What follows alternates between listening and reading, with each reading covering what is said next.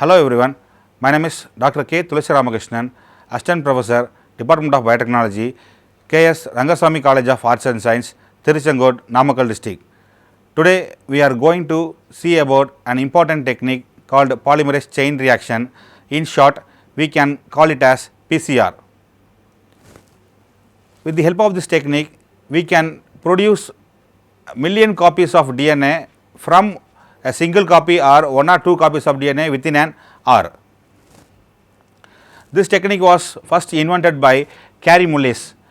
This man has worked at CTES Corporation in California district. In 1985, he developed this technique. He got Nobel Prize in Chemistry in 1993 for his invention. Dr. H.A. Ehrlich in 1989 clearly explained the mechanism of polymerase chain reaction in his edited book named PCR Technology. The target of this polymerase chain reaction is template DNA or parent DNA, where our desired gene can be amplified. The reaction components and principle we can see together. Coming to reaction components, it contains 7 main components. First one is target DNA. Target DNA means the DNA which we want to amplify, and a pair of primers. There are 2 primers we will use in polymerase chain reaction. One is forward primer, another one is reverse primer. And DNTPs. DNTPs means deoxynucleotide triphosphate. There are 4 types of DNTPs are there. One is DATP, DGTP, DCTP, DTTP. DATP means deoxyadenosine triphosphate, DGT means deoxyguanosine triphosphate, DCTP means deoxycytidine triphosphate, DTP means deoxythymidine triphosphate. And next, a thermostable DNA polymerase enzyme. This is an enzymatic reaction.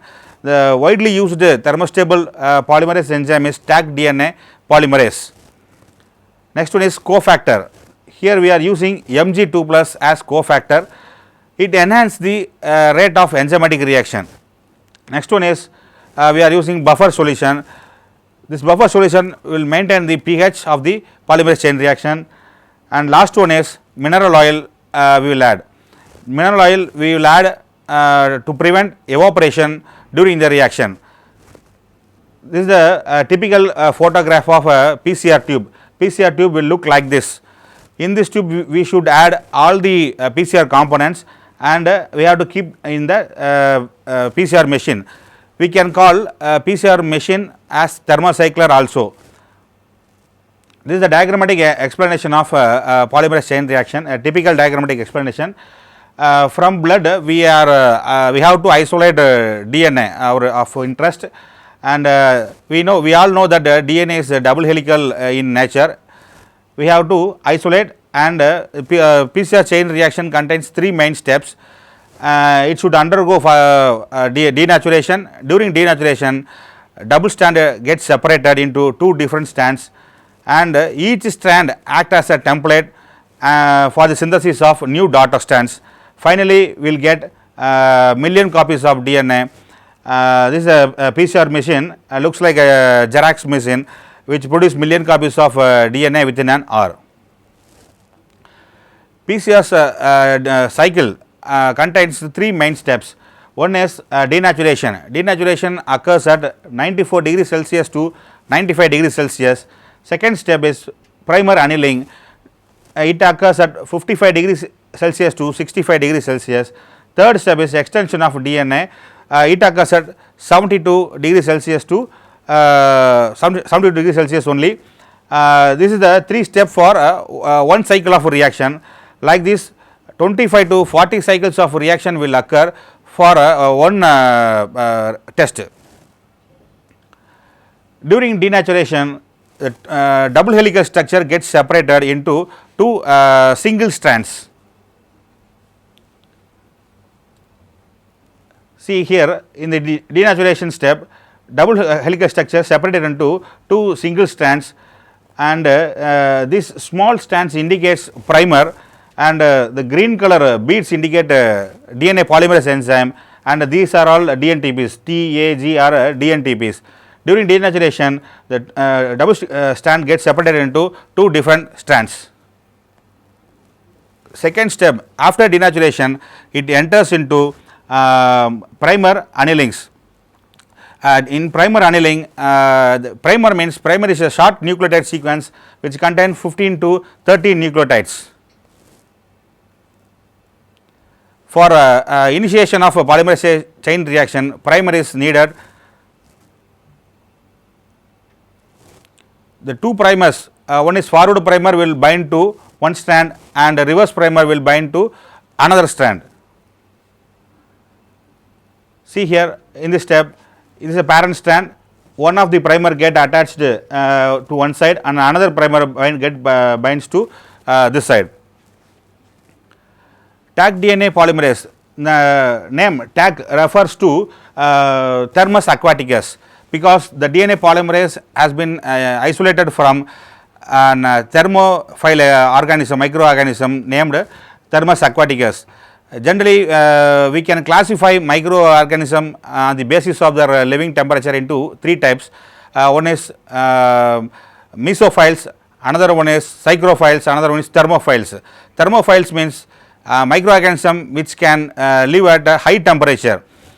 We all know that mostly all enzymes are protein in nature. Polymerase chain reaction will occur at high temperature. If we use normal DNA polymerase enzyme, it undergoes denaturation. It will does not perform polymerization. So we have to use thermostable enzyme. That's why we are using thermostable enzymes. Okay. See here in this step, this is the second step. This is the second step. Primer gets attached and this yellow color bead is a polymerase enzyme takes nucleotide from the reaction mixer and it adds one by one which is complementary to parent strand. This diagram will clearly explains the polymerase chain reaction. See the first cycle, the DNA will be in double strand in nature. In first step it undergoes denaturation, that means at 94 degrees Celsius it gets separated, and at one strand forward primer gets attached, at another strand reverse primer get attached, and the primer will start synthesis the new strand in 5' to 3' direction. Both strands will produce in opposite direction. Both strands are anti-parallel in nature. And coming to applications of PCR, I have classified into two broader categories. One is basic research, another one is applied research. In basic research, PCR is used for mutation screening, drug discovery, to classify microorganisms or any other organisms, for genotyping, molecular archaeology, molecular epidemiology, in molecular ecology, bioinformatics, genome cloning, site-directed mutagenesis and gene expression studies. We can use polymerase chain reaction. Next, in applied research, we can in genetic matching, detection of pathogens. For example, nowadays PCR is widely used for the diagnosis of COVID virus, and for prenatal diagnosis also PCR is used, and DNA fingerprinting and gene therapy also we can use. I hope you are all clear about polymerase chain reaction. In future we will see about some other topics. Thank you very much.